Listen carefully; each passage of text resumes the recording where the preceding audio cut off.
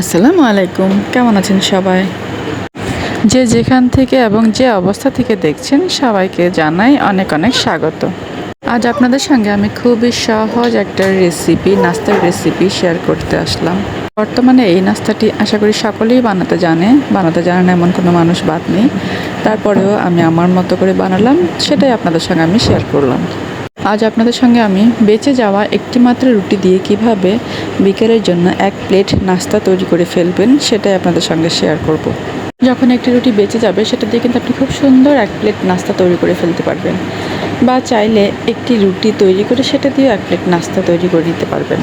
আর যারা এই নাস্তাটি বানাতে জানেন তারা নিশ্চয়ই এতক্ষণে বুঝে গেছেন যে আমি কি বানাতে যাচ্ছি। বলছি, নাস্তাটি খুবই সহজ এবং খুবই মজার, খুবই ইজি একটি রেসিপি। আর এই নাস্তাটা তো পেয়ে আমার ছেলে এক বসাতে 1 প্লেট খেয়ে নিয়েছে। এই নাস্তাটির জন্য আমাদের লাগবে একটি কাঁচা কায়ের রুটি, মানে ঠান্ডা পানি দিয়ে গোলানো এমন একটি রুটি প্রয়োজন আমাদের। আর সেই রুটিটির উপরে আমরা তেল দিয়ে ভালো করে মেখে নেব এবং তার উপরে আমরা কর্নফ্লাওয়ার ছিটে দেব। আর সেই রুটিটাকে রোল করে আমরা পেঁচিয়ে নেব, সেটা দেখতেই পেয়েছিলেন। রোল করে পেঁচিয়ে নেওয়ার পর ছোট ছোট লেচি করে কেটে নেব, মানে ছোট ছোট পিস করে কেটে নেব ছুরির আকারে।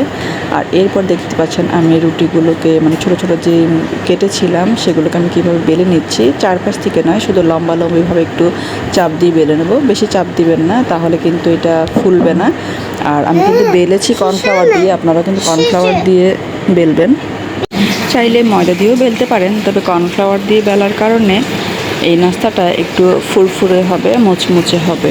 নাস্তাগুলো আমার বেলা শেষ হয়ে গেল, আর এখন আমি এগুলো ডুবো তেলে ভেজে নিচ্ছি। দেখতেই পাচ্ছেন আমি কিন্তু হালকা আগুনে ভাজছি। যদি আগুন বেশি দিই এবং তেল অতিরিক্ত গরম হয়ে যায় তাহলে কিন্তু এগুলো পুড়ে যাবে। তাই আস্তে আস্তে ভাজাই ভালো এবং আস্তে আস্তে মুচমুচে হবে। এখানে আমি অল্প অল্প করে 2বার করে ভেজে নিয়েছি। আমার এখানে একটা রুটি দিয়ে মোট 9টা খাজা হয়েছে। তো খাজা বানানোর রেসিপিটা অবশ্যই সবাই জানেন, তারপরেও আমি যতটুকু জানি ততটুকুই আপনাদের সঙ্গে শেয়ার করলাম।